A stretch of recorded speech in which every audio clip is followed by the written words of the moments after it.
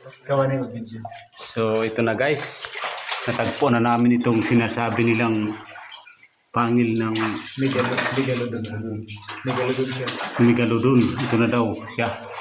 Ito mga Parang nakakapagtaka nga kasi guys, kasi kung titingnan mo, nakausli lang siya kunti. Ano? Para siyang plastic at para ding bakal. very good bato ano diba? Yan o. Nahiwi kadili ang kuan object tidak. So ka din yung video.